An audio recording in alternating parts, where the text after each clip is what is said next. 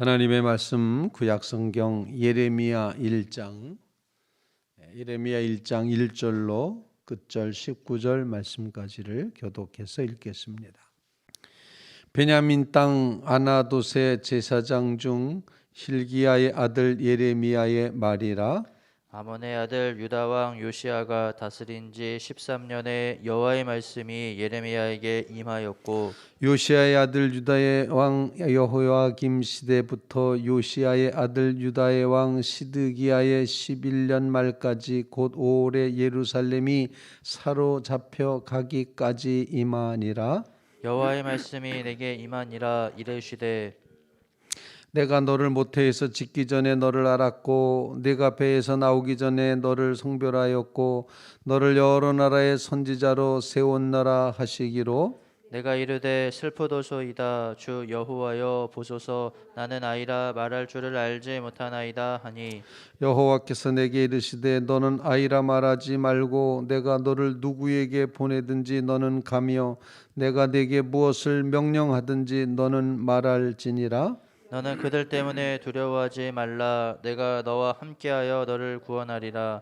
나 여호와의 말이니라 하시고, 여호와께서 그의 손을 내밀어 그 입에 대시며 여호와께서 내게 이르시되 보라 내가 내 말을 네 입에 두었노라. 보라, 내가 오늘 너를 여러 나라와 여러 왕국 위에 세워 내가 그것들을 뽑고 파괴하며 파멸하고 넘어뜨리며 건설하고 심게 하였느니라 하시니라.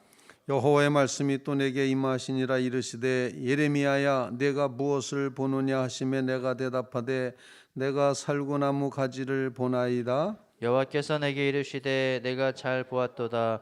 이는 내가 내 말을 지켜 그대로 이루려 함이라 하시니라.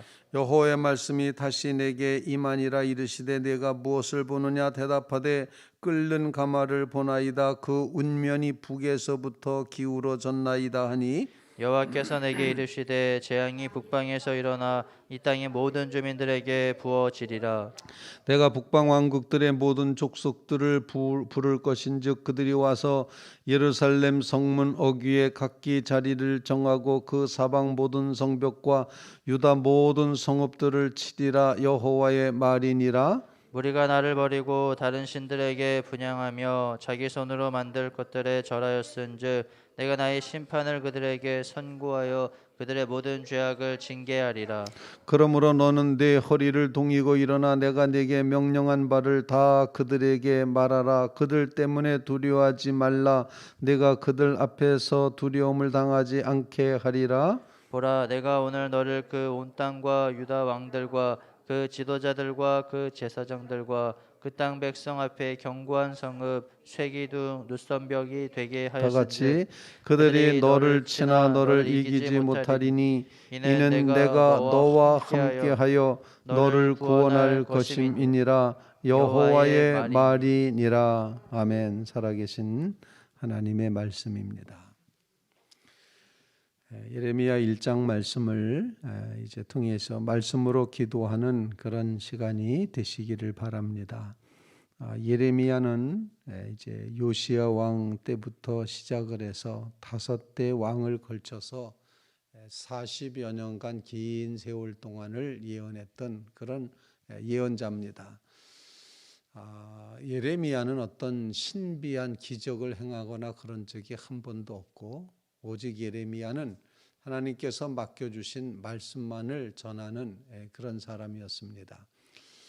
그런데 그가 예언했던 그 시기는 유다, 이스라엘, 유다 백성, 예루살렘 이 모든 남왕국에 기울어져가는 마지막 장면에서 그 모든 것을 바라다 보며 하나님이 심판하신다는 것을 예언해야 했던 그런 백성이고, 왕들이 이제 눈이 뽑혀서 끌려가는 모습, 제사장들이 성전 안에서 죽임을 당하는 모습, 그리고 그 백성들이 통곡하며 포로로 붙잡혀가는 모습, 이런 모습들을 다 보면서 하나님의 말씀을 전했던 예언자였기 때문에 예언자의 눈에는 눈물이 마르지 않아서 그를 가르쳐서 눈물의 예언자라고 표현을 하고 있습니다.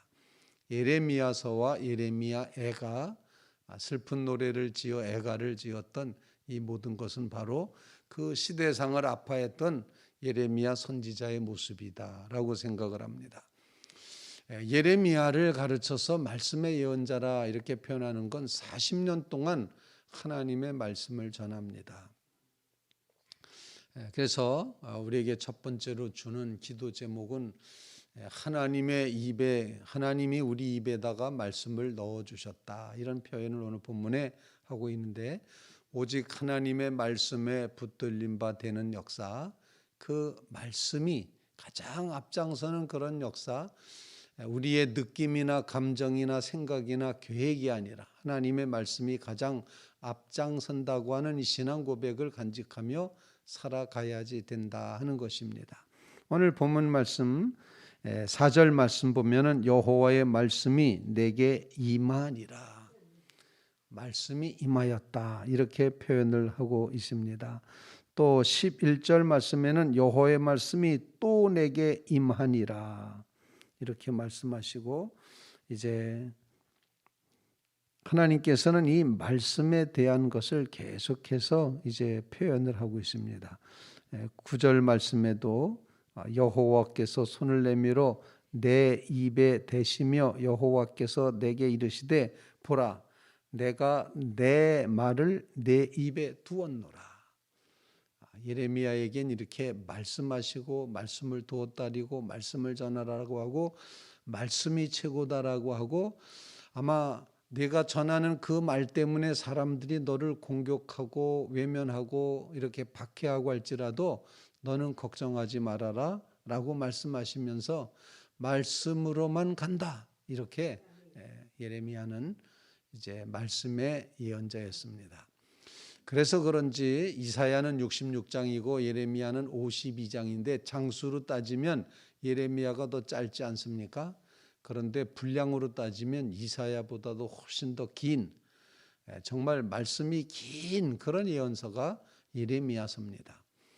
그리고 예레미야는 어떤 사건의 순서나 연대기나 이런 것 전혀 없이 계속해서 비슷한 말씀을 반복해서 하나님이 주는 말씀을 무조건 전하는, 그래서 그것을 이제 기록하는 그런 내용으로 되어져 있습니다. 그래서 우리에게 첫 번째 주시는 하나님의 말씀을 따라 말씀이 가장 앞장서는 그런 삶을 살아가게 하옵소서.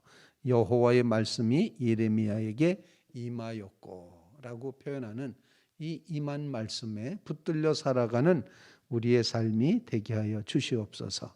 그런 간구를 주님 앞에 올릴 수 있기를 간절히 바랍니다. 두 번째로 오늘 본문 말씀을 보면은 예레미야는 뱃속에서부터, 아니 이제 뱃속에 생기기 전부터 하나님께서 그를 택하기로 결정하셔서 그를 부르셨다, 이렇게 표현을 하고 있습니다. 4절 말씀, 여호와의 말씀이 내게 임하니라 이르시되 5절 내가 너를 모태에 짓기 전에 너를 알았고 내가 배에서 나오기 전에 너를 성별하였고 너를 여러 나라의 선지자로 세웠노라, 이렇게 말씀을 하십니다. 하나님의 주권적인 역사는 이처럼 사람의 생각과 사람의 뜻을 다 넘어서는 모습인 것을 보여줍니다. 그래서 두 번째로 우리에게 주시는 말씀은 하나님은 주권자시다.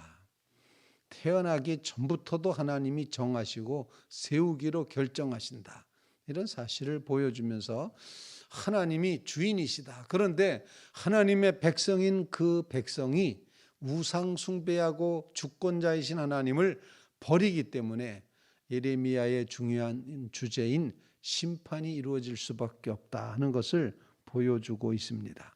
오늘 본문 말씀 16절 말씀에 이렇게 표현합니다. 이 무리는 유다 백성들을 표현하는 겁니다. 나를 버리고 다른 신들에게 분향하며 자기 손으로 만든 것들을 절하였은즉 내가 나의 심판을 그들에게 선고하여 그들의 모든 죄악을 징계하리라. 내가 주권자다, 왜 우상 숭배하느냐?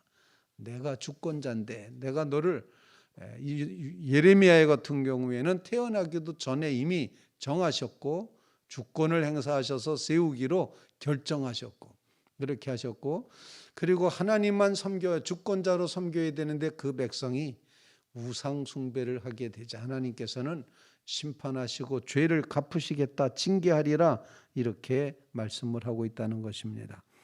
하나님을 주권자로 인정하는 믿음을 주시옵소서. 그런 간구를 주님 앞에 올릴 수 있기를 간절히 바랍니다.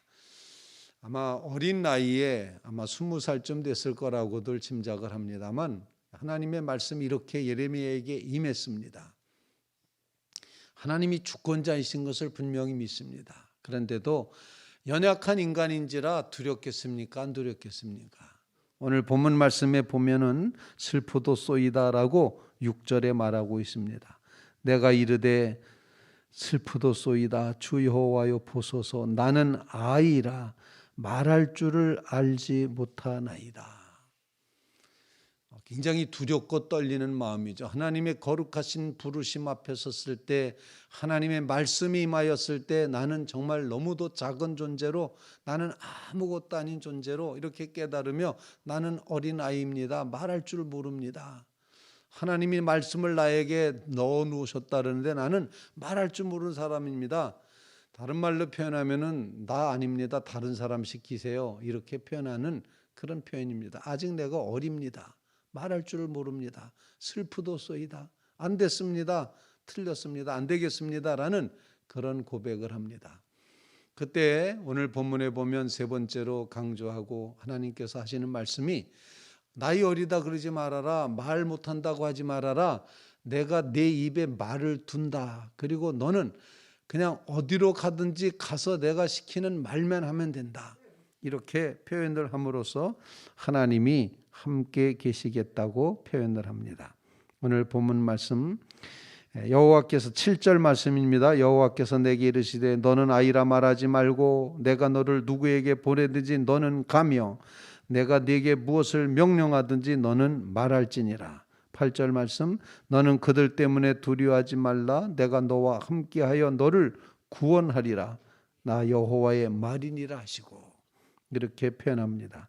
여호와께서 그의 손을 내밀어 내 입에 대시며 여호와께서 내게 이르시되 보라, 내가 내 말을 내 입에 두었노라.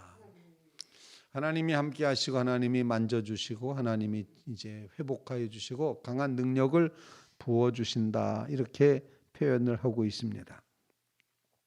하나님의 말씀을 전하다 보면 수많은 어려움이 있고 박해가 있겠지만 하나님이 그들을 때문에 두려워하지 말라, 내가 너와 함께 하겠다, 그래서 너를 구원한다 말씀하는데 19절 말씀에도 같은 말씀을 합니다. 그들이 너를 치나 너를 이기지 못하리니 이는 내가 너와 함께하여 너를 구원할 것임이라. 그러니까 아무리 힘들고 어려워도 내가 너와 함께한다.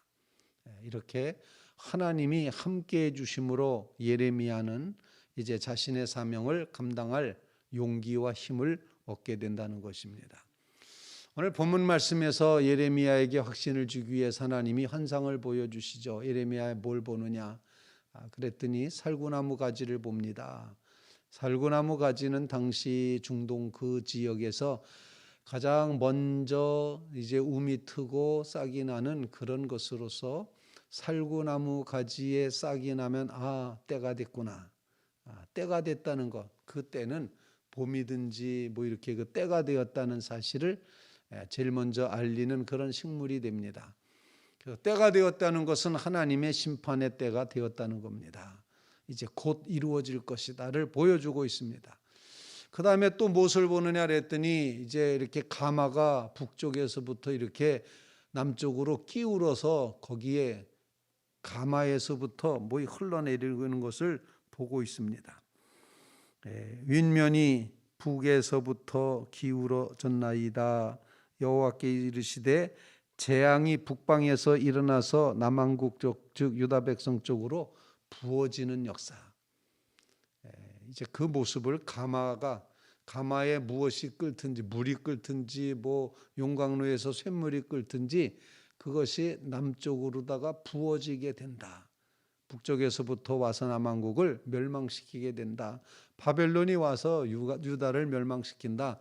이런 걸 상징적으로 보여주는 그런 말씀을 이제 주시면서 이것을 백성들에게 전하라라고 말씀하는 겁니다. 17절 말씀, 그러므로 너는 내 허리를 동이고 일어나 내가 네게 명령한 바를 다 그들에게 말하라. 그들 때문에 두려워하지 말라. 네가 그들 앞에서 두려움을 당하지 않게 하리라.